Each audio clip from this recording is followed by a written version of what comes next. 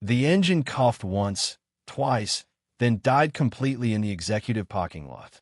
Martin Reeves sat behind the wheel of his 1987 Ford pickup, watching the temperature gauge needle slam into the red zone. Steam began hissing from under the hood. Through the windshield, he could see the glass towers of Holbrook Industries reflecting the morning sun, each window a mirror of success he would never touch.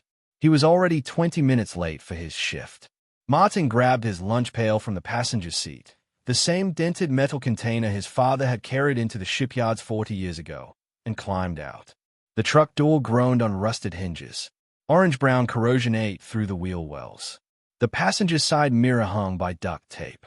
Primer gray patches covered the hood where he had sanded down the rust last month, unable to afford actual paint. This truck was all he had left of his old life. Before everything fell apart. Before Caroline died and the hospital bills came and the house went into foreclosure and his daughter Emma stopped calling because she could not stand to watch him disappear into poverty.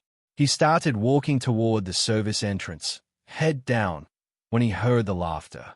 Jesus Christ, did someone drive that thing off a junkyard? Martin looked up.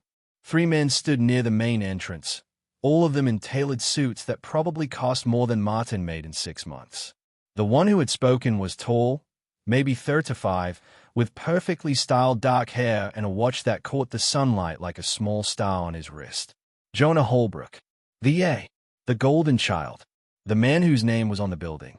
I'm serious, Jonah continued, pointing at Martin's truck. That belongs in a crusher, not a parking lot. It's probably leaking oil all over the pavement. Do we not have standards here? The 2 men with him chuckled. One of them, a senior vice president Martin recognized from company newsletters, said something Martin could not quite hear. All 3 laughed harder. Martin felt heat crawl up his neck. He kept walking, kept his eyes on the service door. Just get inside. Punch in. Start the shift. Survive another day. Hey. Jonah's voice cut across the parking lot. You. Yes, you with the lunch pail. That your truck? Martin stopped. He wanted to keep walking. Every instinct screamed at him to ignore the question, but decades of conditioning of yes sir and no sir and whatever you need sir made him turn around. Yes sir, he said quietly. Jonah walked closer, his expensive shoes clicking on the asphalt. Up close, Martin could see the man's face more clearly. Handsome in the way of people who had never missed a meal or worried about a dental bill. Skin that said regular facials and dermatologist visits. Hair that required a stylist, not a barber. How long have you worked here?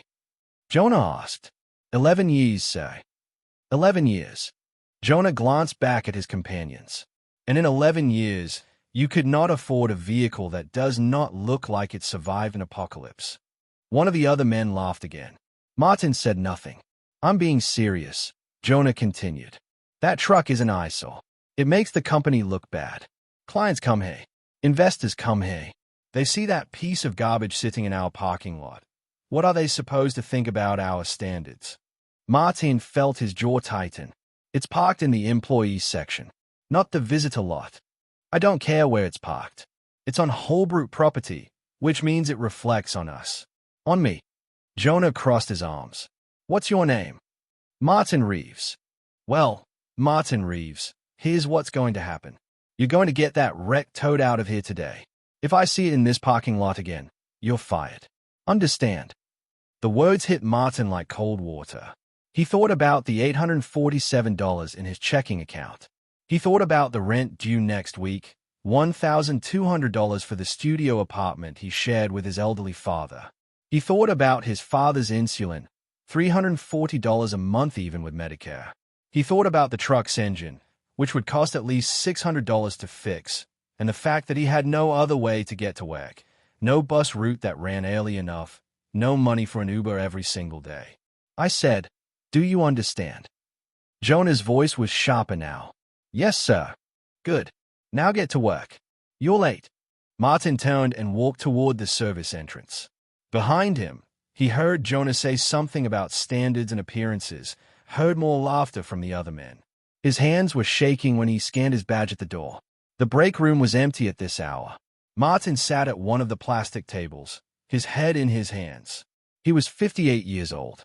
His back ached every morning now, a constant throb from decades of mopping floors and lifting trash bags and scrubbing toilets.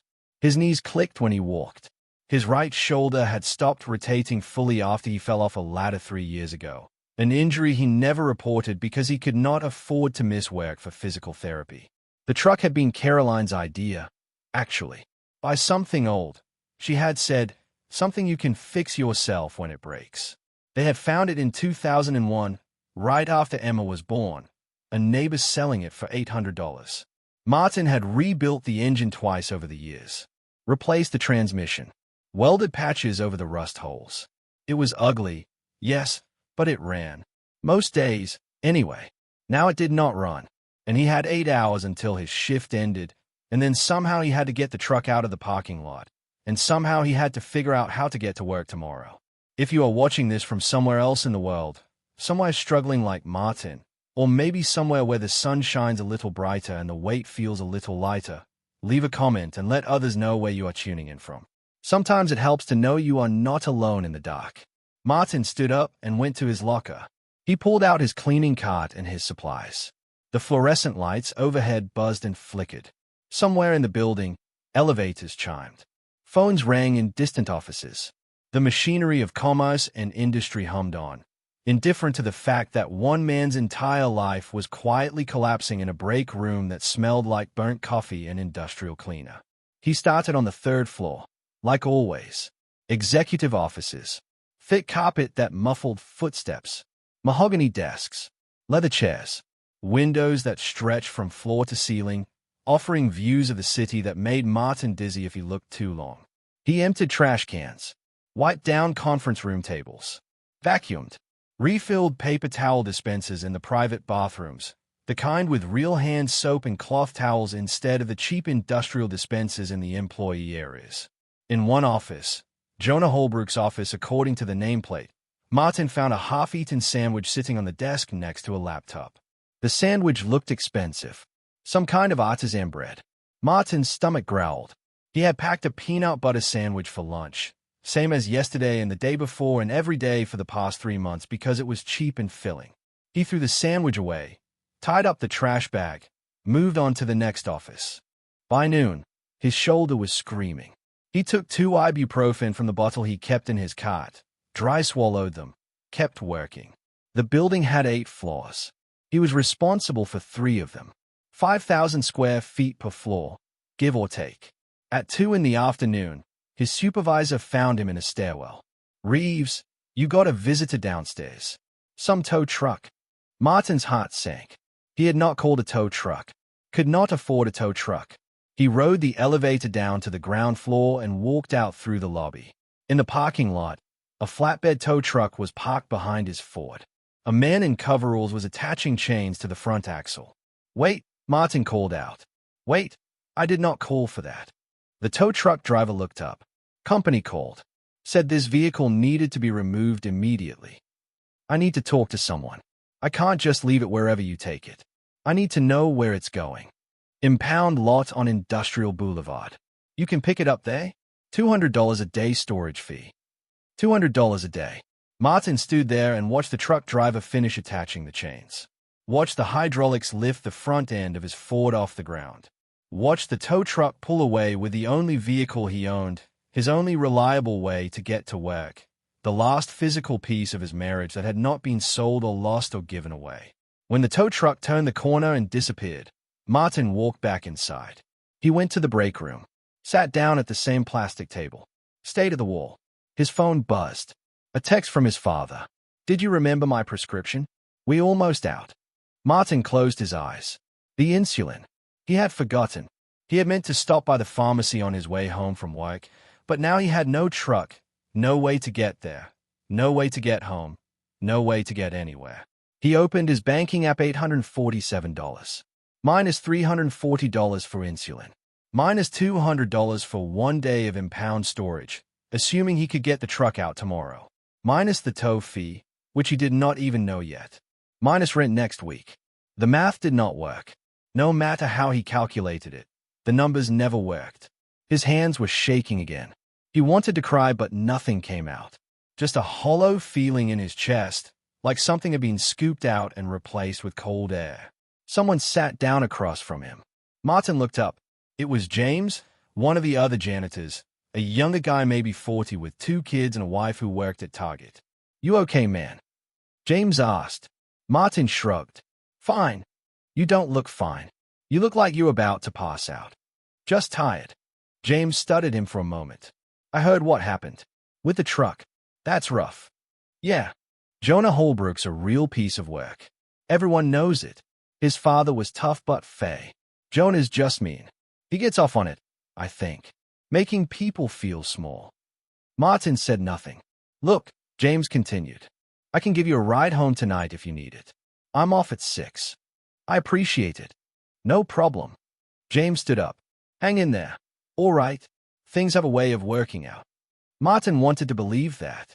He wanted to believe in karma or justice or some cosmic balance that ensured good things happened to people who worked hard and played by the rules. But Caroline had worked hard, had never hurt anyone, and she had still died in pain at 53 with a morphine drip that cost $4,000 a week and insurance that refused to cover it. He went back to work, finished the 3rd floor, started on the 4th. His shoulder was worse now, a sharp stabbing pain every time he lifted his right arm. He ignored it, kept pushing the vacuum, kept emptying trash cans, kept existing in the background of other people's lives, invisible and essential and utterly disposable. At 5:30, he was cleaning a conference room on the 6th floor when he heard voices in the hallway. He recognized one of them immediately. Jonah Holbrook. Martin kept his head down, kept wiping the table. The voices grew louder. 2 people arguing. Then Jonah burst into the conference room, his face red, his eyes wild. Another man followed him, older, maybe 60, in an expensive suit. "I told you to stay out of my business," Jonah shouted. The older man, calm and measured, said, "Your business is my business when you're running it into the ground. You have no idea what you're talking about." "I have every idea. The quarterly reports don't lie, Jonah. Revenue is down 18%. Turnover is up 32%. Client satisfaction is at an all-time low. That's because you saddled me with your old guard, all these dinosaurs who refuse to innovate. No, that's because you treat people like garbage. Employees, clients, everyone." Jonah spun around and noticed Martin for the first time. His expression shifted instantly, from rage to something colder, more calculated. "You," he said, pointing at Martin. "Get out." Martin picked up his spray bottle and cloth, started toward the door. "Wait," the older man said. He looked at Martin closely. "You're the man from the parking lot this morning." Martin stopped. "Yes, sir. What's your name?" "Martin Reeves, sir." The older man nodded slowly. "I heard what happened. I'm very sorry. That was inappropriate."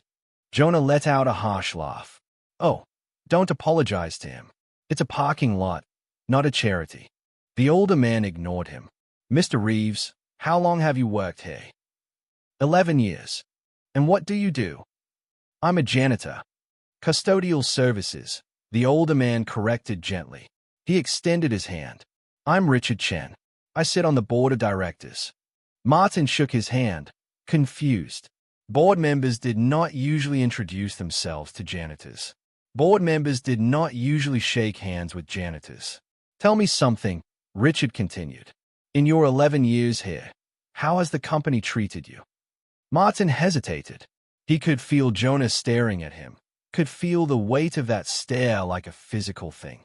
"It's been fine, sir." "Fine." Richard smiled slightly. "That's a diplomatic answer. Let me ask you something else. If you could change one thing about working here, what would it be?" This was a trap. It had to be a trap. Martin could feel it. But Richard Chen was looking at him with genuine interest, waiting for an answer, and Jonah was watching with barely contained fury, and Martin was just so tired of being afraid. "I would want to be treated like a person," he said quietly. Jonah scoffed. "You are treated like a person. You get a paycheck, don't you?" "Jonah, shut up," Richard said, his voice sharp. He looked back at Martin. "What do you mean by that?" Martin swallowed. "I mean that sometimes people forget that we exist. The people who clean their offices. The people who take out their trash. We're here before they arrive, and we're still here after they leave. And most days no one even looks at us. Richard nodded slowly. That's fair. That's more than fair. Oh, for God's sake, Jonah muttered. This is ridiculous. You're going to stand here and have a therapy session with the janitor. His name is Martin. I don't care what his name is. It's not important. Something changed in Richard's expression. A hardening. A decision being made in real time. You know what? Richard said. I think we're done here, Jonah. I think we've been done for a while, and I've just been too stubborn to admit it. What's that supposed to mean? It means I'm calling an emergency board meeting. It means we're going to discuss your future with this company. Or lack thereof. Jonah's face went pale. You can't do that. My father left me this company. Your father left you 49% of this company. I control 31%. And I guarantee you I can find 20% more who agree with me that you're driving this place into the ground. You're bluffing. Try me. The two men stared at each other. Martin wanted to disappear, wanted to melt into the floor, wanted to be anywhere but standing in the middle of this confrontation. Finally, Jonah turned and stormed out of the conference room. His footsteps echoed down the hallway, then faded. Richard exhaled slowly. He looked at Martin with something like regret. I'm sorry you had to see that, he said. It's okay, sir. No, it's not. And I'm sorry about your truck. That should never have happened. He reached into his jacket and pulled out a business card. This is my direct number. Call me tomorrow. I'd like to help you get your vehicle back, if you'll let me. Martin took the card, too stunned to speak. And Martin, thank you for being honest just now. That took courage. Richard left the conference room. Martin stood there alone, holding a business card from a man who sat on the board of directors, a man who had just threatened to remove Jonah Holbrook from power because of a conversation about respect and dignity. None of this made sense. Martin finished cleaning the conference room, finished his shift, rode home with James in a beat-up Honda that smelled like French fries and had toys scattered across the back seat. When Martin got home, his father was sitting in the recliner watching television, the same recliner they had moved from the old house, one of the few pieces of furniture that fit in the studio apartment. You look terrible, his father said. Rough day. The truck. Yeah, among other things. His father muted the television. Harold Reeves was 79 years old, a former electrician with hands that still shook from decades of working with live wires.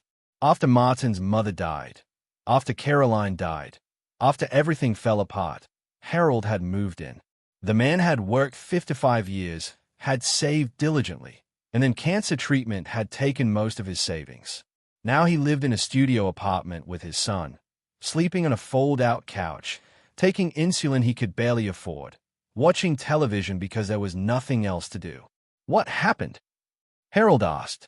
Martin told him. The parking lot confrontation. The tow truck. The argument between Jonah and Richard. The business card. His father listened without interrupting. When Martin finished, Harold was quiet for a long moment. You know, Harold finally said, your mother used to say that the universe is a way of balancing things out. When I was young, I thought that was naive. Now I'm not so sure. I'm not sure either. Call the number on the card tomorrow. See what happens. What if it's nothing? What if he was just being polite? Then it's nothing. But what if it's something? Martin looked at the business card again. Richard Chen, Board of Directors, Holbrook Industries. A phone number. An email address. What if it was something? That night, Martin lay awake on the couch, his father snoring softly on the other side of the apartment. Through the thin walls, he could hear neighbors arguing, a baby crying, someone playing music too loud. He thought about Caroline, about the last thing she had said to him 3 days before she died. Her voice barely a whisper. Take care of Emma. Take care of yourself. He had failed at both. Emma had not spoken to him in 8 months. The last time they talked, she had yelled at him for refusing to move into her guest room, for insisting on keeping his independence, for being too proud to accept help. She was right, of course. Pride was all he had left. Pride in a rusty truck that was currently sitting in an impound lot accumulating fees he could not pay. At some point, exhaustion pulled him under. He dreamed about the old house, the one they had lost. Dreamed about Emma as a little girl, running through the backyard. Dreamed about Caroline sitting at the kitchen table, smiling at him, telling him everything would be okay. When he woke up, light was creeping through the blinds. His father was already up, making instant coffee in the microwave. "You going to call him?" Harold asked. Martin sat up, his back protesting. "I don't know. What have you got to lose?" "Everything," Martin thought. But maybe that was the point. When you had already lost everything, what was one more disappointment? He picked up his phone and dialed the number on the card. It rang twice, then someone answered. Not a secretary, not a receptionist. Richard Chen himself. "This is Richard." "Mr. Chen, this is Martin Reeves. From yesterday. The janitor." "Martin, I'm glad you called. I've been thinking about you." Martin did not know what to say to that. "Listen," Richard continued, "I have a proposition for you. Can you meet me this morning? Say, 9 o'clock. "I don't have a vehicle, sir. I'll send a car. What's your address?" Martin gave it to him, his stomach twisting with anxiety. "Perfect. I'll see you at 9. The call ended. Martin stayed at his phone. "Well?" Harold asked. "Is sending a car?" "A car?" "Yeah." His father smiled. "Maybe your mother was right about the universe after all." At 9 o'clock, a black town car pulled up outside the apartment complex. The driver got out, opened the back door, and Martin climbed in, feeling completely out of place in his work clothes, the only clothes he owned that were not falling apart. The driver took him to a part of the city Martin rarely visited, where the buildings were taller, the streets were cleaner, and everything cost too much. They pulled up in front of a restaurant with cloth awnings and a valet stand. Richard was waiting outside. He wore jeans and a casual button-down shirt, looking relaxed in a way that rich people always looked relaxed, like the world was engineered for their comfort. "Martin, thank you for coming." He shook Martin's hand again. "I thought we could talk over breakfast. Have you eaten?" "No, sir." "Good. Come on." The restaurant was mostly empty at this hour. They sat at a table by the window. A waiter appeared instantly, poured coffee, handed the menus. Martin looked at the prices and felt his mouth go dry. $18 for eggs, $22 for pancakes. He was sitting in a place where breakfast cost more than he usually spent on groceries for 3 days. "Order whatever you want," Richard said. "It's on me."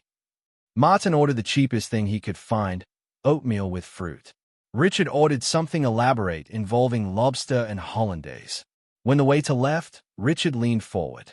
"I want to apologize again," he said, "for what happened yesterday. Jonah's behavior was inexcusable." "It's okay."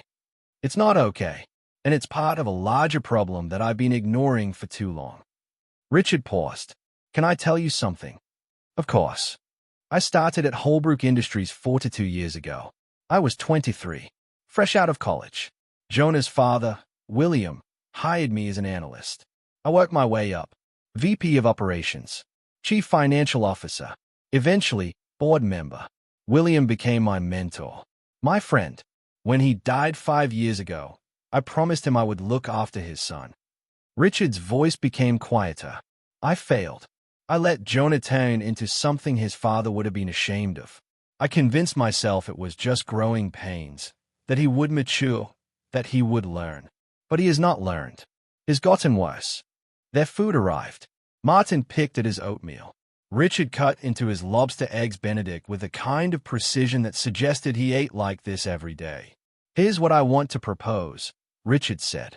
"I'm removing Jonah from his position. The board is meeting this afternoon, and I have the votes. He'll retain his ownership stake, but he won't have operational control anymore." Martin set down his spoon. "Why are you telling me this?" "Because what happened to you yesterday was the final straw. It crystallized something I've been feeling for a while. This company has lost its way. We've become obsessed with profit margins and shareholder returns, and we've forgotten the people who actually make this place run. People like you. I'm just a janitor. You're not just anything." Richard's voice was firm. "You're a human being who has worked here for 11 years.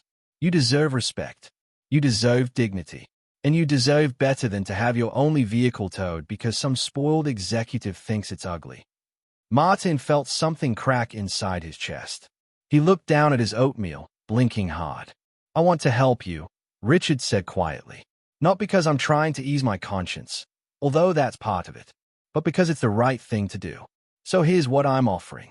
I'll pay to get your truck out of impound. I'll pay to have it fixed. And I'd like to offer you a job in our new employee wellness initiative. Martin looked up. What? We're creating a program. Something that should have existed years ago.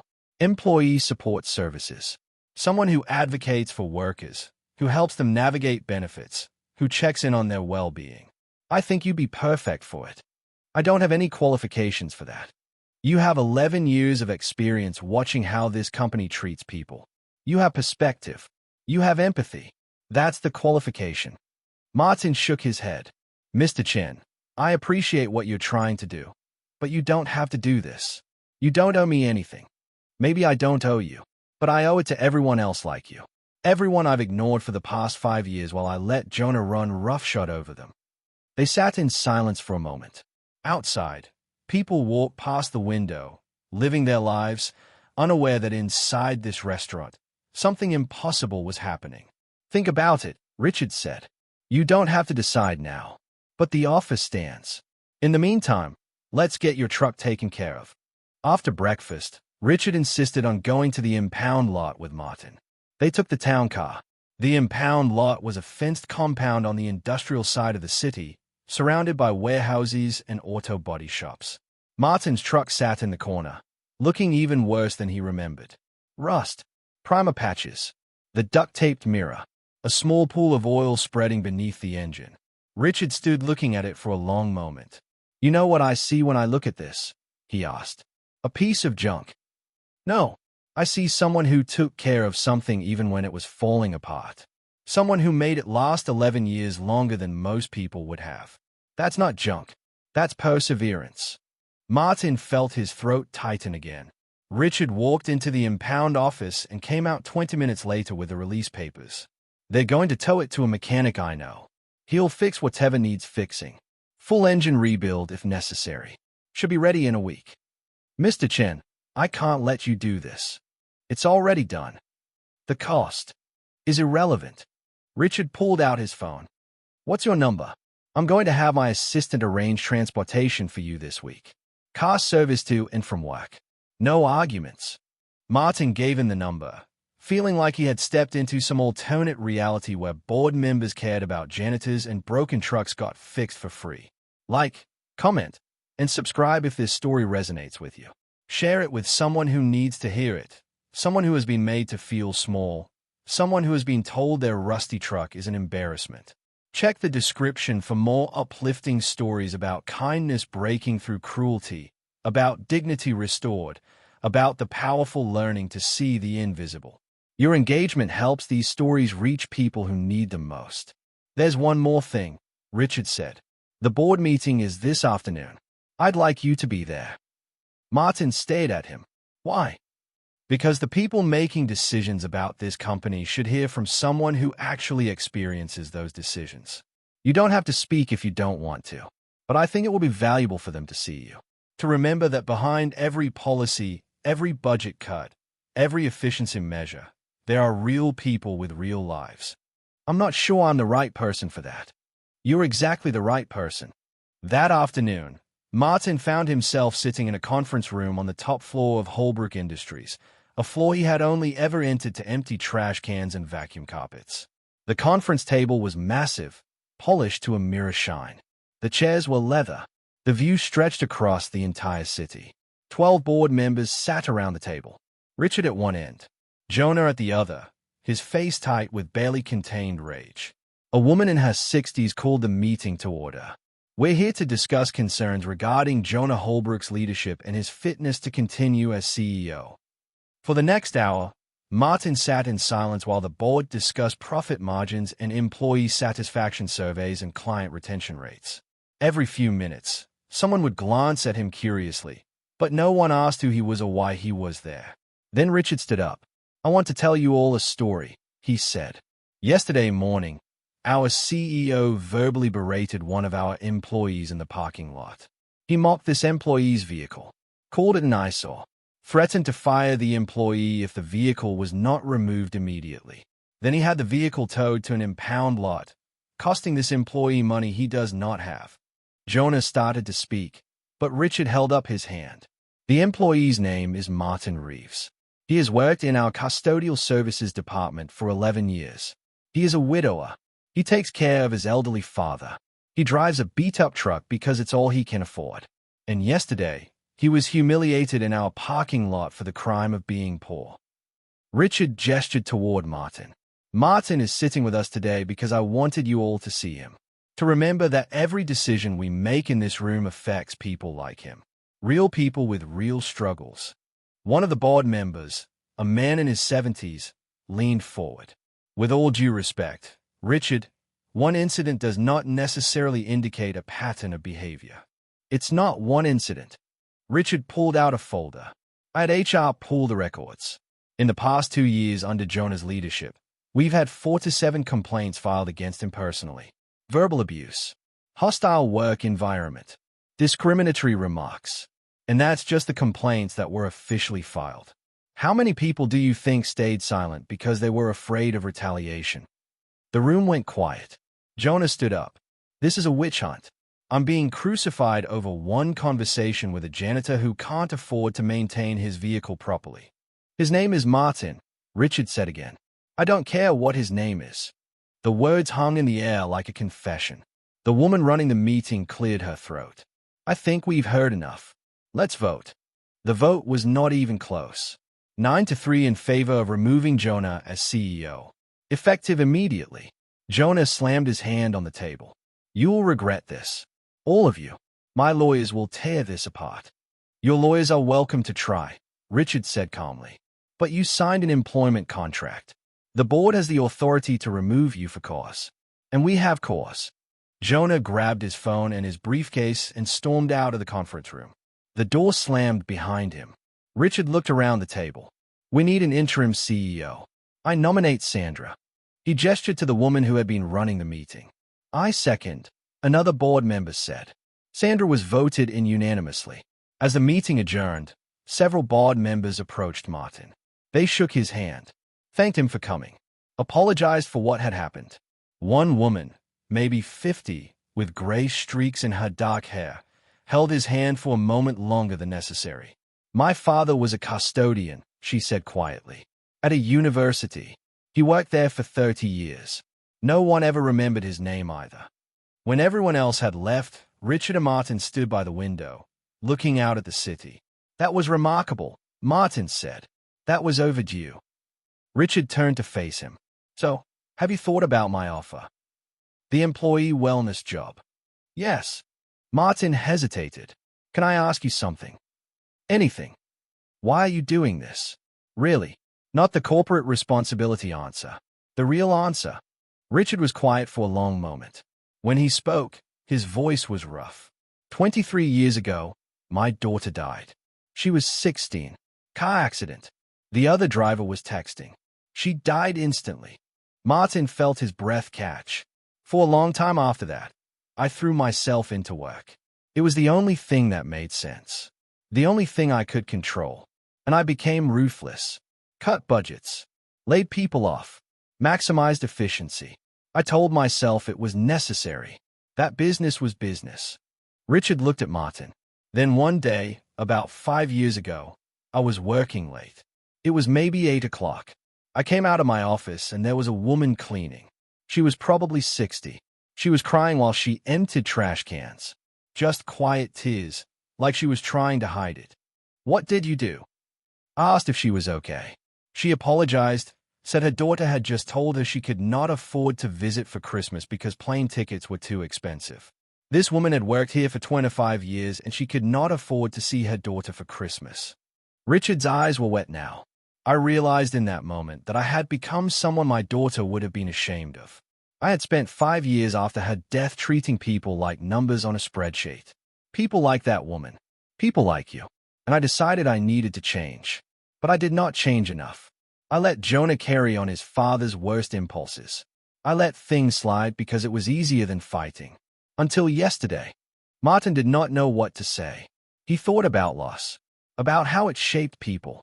About how some people, like Richard, eventually found their way back to compassion, and how others, like himself, just kept shrinking. "I'll take the job," Martin said. Richard smiled. "Good. I'm glad. You start Monday. We'll figure out your salary and benefits this week. It will be significantly more than what you're making now." "I don't know how to thank you." "You don't need to thank me. Just help people. That's all I ask. Help people the way I should have been helping people all along." They shook hands. Martin left the building through the main entrance this time, not the service door. He walked past the executive parking spaces, past the visitor lot, past the spot where his truck had been parked when this whole impossible thing began. A town car was waiting for him. The driver held the door open. Martin climbed in, and they drove across the city to his studio apartment. His father was waiting, watching television with the sound off. "Well?" Harold asked. Martin sat down heavily on the couch. "I got a new job. They are fixing the truck. Jonah Holbrook got fired." Harold turned off the television. "Say that again." Martin told him everything. The breakfast, the impound lot, the board meeting, the vote, Richard's story about his daughter. When he finished, his father was crying. "What's wrong?" Martin asked. "Nothing's wrong. I'm just proud of you. Your mother would be proud of you." "I did not do anything.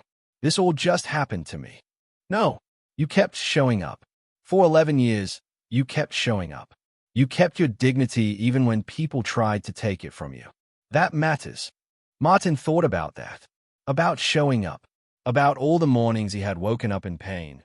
All the shifts he had worked through exhaustion. All the times he had wanted to quit, but had not because there was rent to pay and insulin to buy and because he had promised Caroline he would take care of things. Maybe that did matter. That night, Martin called Emma. She answered on the fourth ring, her voice cautious. "Dad." "Hi, sweetheart. Is everything okay?" "Yeah, everything's okay. I just wanted to call. I wanted to hear your voice." There was a long pause. "I'm sorry," Emma said, "for what I said last time. About you being too proud. I was angry. I did not mean it. You were right, though. I have been too proud. But things are changing. I'm changing." He told her about the past 2 days. She listened without interrupting, and when he finished, she was crying. "I'm so glad," she whispered. "I've been so worried about you." "I know. I'm sorry. I should have called sooner. Can I visit? This weekend?" "I'd like that." After they hung up, Martin sat in the dark apartment, his father snoring softly on the fold-out couch. Through the window, he could see the city lights, thousands of them, each one representing someone's life, someone's struggle, someone's small victories and devastating losses. He thought about Richard Chen and his daughter, about Jonah Holbrook and his cruelty, about Caroline and her last words, about Emma and the distance that had grown between them, about his father's sleeping nearby, an old man who had worked his whole life and ended up in a studio apartment watching daytime television. He thought about his rusty truck, currently sitting in some mechanic's shop, being rebuilt by someone who had probably never met Martin but who was fixing it anyway because Richard Chen had asked him to. Kindness was strange like that. It rippled outward in ways you could not predict. One person deciding to care could change everything. Martin fell asleep on the couch, and for the first time in months, he did not dream about loss. He dreamed about Emma as an adult, successful and happy. He dreamed about his father, healthy and smiling. He dreamed about Caroline, telling him she was proud, telling him he had done okay, telling him it was okay to let himself be helped. The next morning, Martin woke to his phone ringing. It was Richard. "Good morning. How are you feeling?" "Good. Better." "Excellent. Listen, I have someone here who would like to meet you. Are you free this morning?" "I can be." "Perfect. Same car will pick you up in an hour." The town car brought Martin back to the Holbrook Industries building. Richard met him in the lobby, along with a woman Martin did not recognize. She was maybe 30, with red hair pulled back in a ponytail, wearing jeans and a blazer. "Martin, this is Jennifer Torres. She's the director of our Community Investment Division. Jennifer, this is Martin Reeves." They shook hands. Jennifer's grip was firm. "Richard told me about you," Jennifer said. "About your idea for employee wellness. I think it's brilliant." It was Richard's idea, Martin said. But you're the one who's going to make it real. Jennifer smiled. I want to work with you on this. We have a budget for community programs, but we've never really focused internally. I think that's a mistake. Our employees are part of our community too. For the next 2 hours, they sat in a conference room and talked about what the program could look like. Counseling services, financial planning assistance, health resources, child care support, transportation help. Martin found himself contributing ideas, small things he had thought about over the years but never voiced. A food pantry in the building, emergency loans for unexpected expenses, a mentorship program pairing senior employees with new hires. Jennifer took notes on everything. This is good, she kept saying. This is really good. When they finished, Richard walked Martin out to the lobby. You are natural at this, Richard said. I'm just thinking about what would have helped me. That's exactly why you're natural at it. The truck was ready by Friday. The mechanic, a gruff man in his 60s named Lou, walked Martin around it, pointing out everything he had fixed. New engine mounts, new transmission seals, fixed the exhaust leak, patched the rust holes and primed them proper. New battery, new alternator, changed all the fluids. The truck looked almost the same from the outside, still old, still ugly, but when Lou turned the key, the engine roared to life without hesitation. She'll run another 100,000 miles easy, Lou said. Good bones on this old girl. Martin sat in the driver's seat, his hands on the steering wheel, and felt tears running down his face. Lou cleared his throat awkwardly. You okay there? Yeah, I'm okay. He drove home slowly, savoring the feel of the truck responding smoothly. No more coughing, no more shuddering.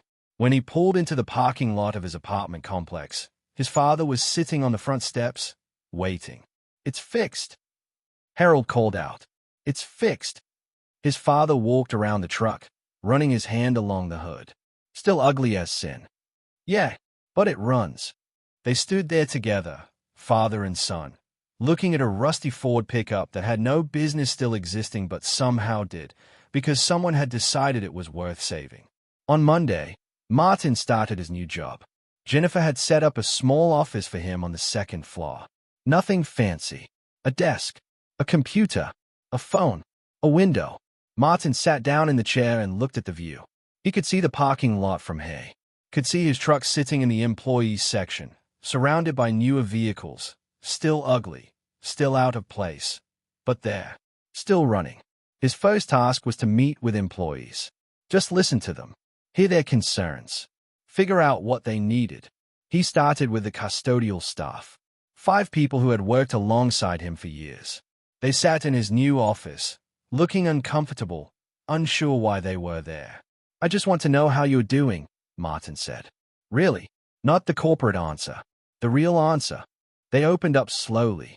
Maria talked about her daughter's asthma, about how she could not afford the medication. James mentioned his wife's car breaking down, how they were sharing his Honda and juggling 2 work schedules. Chen, an older man who barely spoke English, showed Martin his hands, swollen and aching from arthritis. Martin took notes on everything. After they left, he called Jennifer. I have a list of immediate needs, he said. Can we talk about how to address them? They talked for an hour. By the end of the call, they had solutions. Maria would be connected with a prescription assistance program. James would receive an interest-free loan for car repairs. Chen would be referred to an occupational health specialist, with the company covering the cost. Small things, easy fixes, but to the people receiving help, they were everything. Word spread quickly. Other employees started requesting meetings with Martin. Office workers, warehouse staff, security guards, all of them carrying burdens, all of them afraid to ask for help, all of them surprised that someone was actually listening. Martin listened to all of them. 3 months passed. The employee wellness program expanded.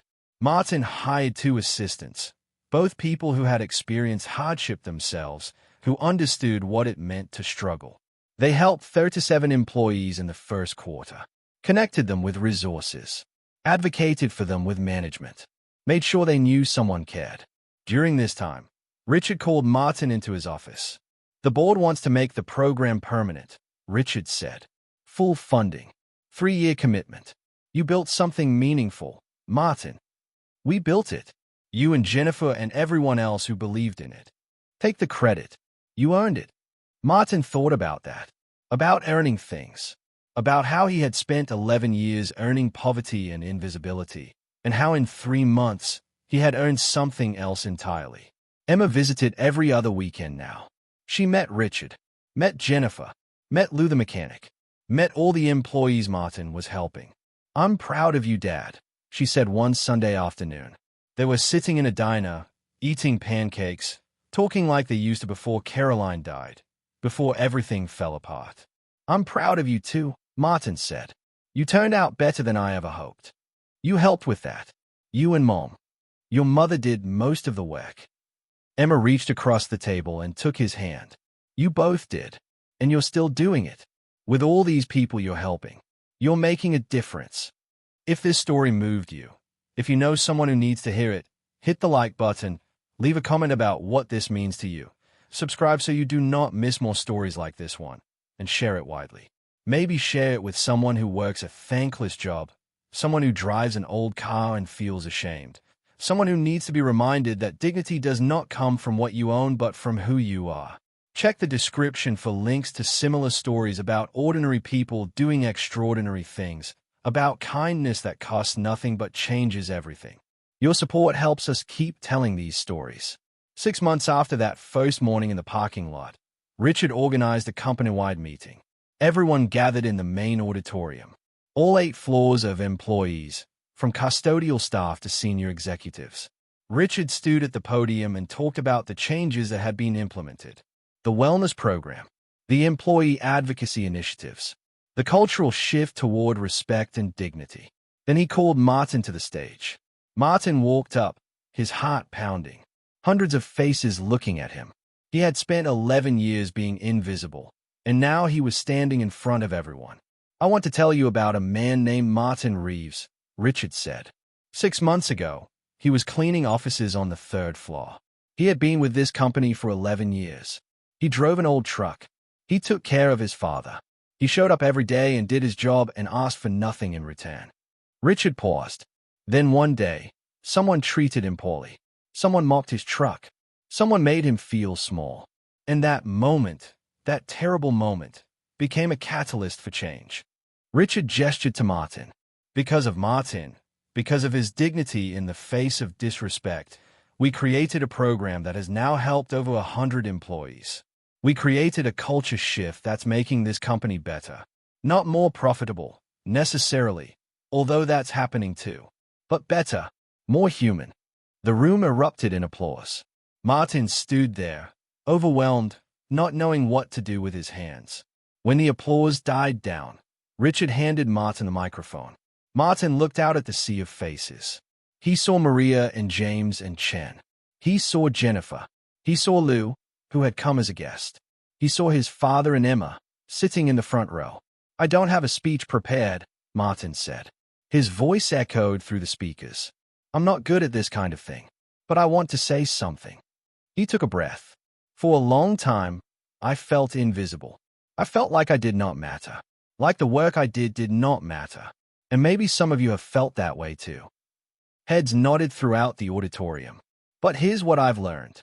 Everybody matters. The person who cleans your office matters. The person who delivers your packages matters. The person who makes your coffee matters. We all matter. And when we forget that, when we treat people like they're disposable, we'll lose something important." Martin's voice grew stronger. "So if you take away one thing from today, take away this. Look at the people around you. Really look at them. Learn their names. Thank them for their work. Treat them with respect. Because you never know what someone is carrying. You never know what battles they're fighting. And a small kindness, a moment of respect, it can change everything." More applause. But Martin was not done. And if you're someone who feels invisible right now, if you're struggling, if you feel like no one sees you, I want you to know something. You matter. Your work matters. Your life matters. Don't ever let anyone make you believe otherwise. The applause was thunderous now. People standing. Martin handed the microphone back to Richard and walked off the stage, his face burning, his eyes wet. Emma hugged him when he reached his seat. His father gripped his shoulder. After the meeting, people approached Martin, shook his hand, thanked him, told him their stories. He listened to all of them, just like he had been doing for 6 months, just like he would keep doing. 1 year after the parking lot incident, Holbrook Industries launched the Caroline Reeves Memorial Scholarship Fund, named after Martin's late wife. The fund provided financial assistance to children of employees pursuing higher education. Emma helped manage it. She had moved back to the city, taking a job in the company's HR department. She and Martin had lunch together every week. His father's health had stabilized. They had moved into a small 2-bedroom apartment. Harold had his own room now, with a real bed instead of a fold-out couch. He spent his days volunteering at a senior center, teaching basic electrical skills to younger people. Martin's truck still ran, still ugly, still covered in rust patches. But Lou kept it maintained, and Martin drove it to work every day, parking it in the same employee lot where this whole thing began. Sometimes, when he walked past the executive parking spaces, Martin thought about Jonah Holbrook. He had heard through company gossip that Jonah was involved in some tech startup, burning through his inheritance, treating people the same way he always had. Some people never learned. But Richard had learned. The company had learned. Martin had learned. On the 1-year anniversary, Richard invited Martin to lunch at the same restaurant where this had started. They sat at the same table by the window. "How are you feeling?" Richard asked. "Good. Tired, but good." "You've helped a lot of people this year." "We've helped a lot of people." Richard smiled, always deflecting credit. "That's very you." They ordered food. As they ate, Richard said, "I want to tell you something. About my daughter." Martin set down his fork. "After she died, I became cold. I told myself it was strength, but it was just fear. Fear of feeling anything, fear of being vulnerable, fear of caring about anyone because I might lose them too." Richard's eyes were distant. "Then I met you, and I saw someone who had lost everything but who kept showing up anyway, who kept being kind anyway, who kept his dignity anyway. And I realized that was actual strength. Not the armor I had built, but the vulnerability of continuing to care even when caring hurts." "I don't feel strong," Martin said. "Most days I feel like I'm barely holding it together." That's what strength looks like. It's not the absence of struggle. It's showing up despite the struggle. They finished their meal, paid the bill, walked out into the afternoon sun. "Thank you," Richard said, "for everything. For being brave enough to accept help. For building something meaningful with that help. For reminding me why I got into this business in the first place." "Thank you for seeing me," Martin said. "For remembering my name." They shook hands and went their separate ways. Richard to another board meeting. Martin to his truck. As Martin drove home, he thought about the past year. About how one moment of humiliation had become a catalyst for change. About how kindness could ripple outward in unexpected ways. About how sometimes the worst days contain the seeds of the best days. He thought about Caroline. About how she would have loved this story. How she would have been proud of him for finally accepting help, for finally believing he was worth saving. When he got home, Emma's car was parked outside. She was sitting on the steps with Harold, the two of them laughing about something. Martin parked his rusty truck and climbed out. Emma waved. Harold called out something about dinner, and Martin walked toward them, toward his family, toward his life that had been broken and rebuilt, toward a future that was still uncertain but no longer terrifying. Because he had learned something important. He had learned that being saved did not make you weak. That accepting help did not diminish your dignity. That sometimes the bravest thing you could do was admit you could not do it alone. He had learned that he mattered. And in a world that works so hard to make people feel invisible, that was everything. A rusty truck still sat in the Holbrook Industries parking lot every day. Still ugly, still patched with primer, still held together by duct tape and determination. But it ran. Against all odds, despite every reason to give up, despite being mocked and dismissed and nearly destroyed, it ran. Just like the man who drove it.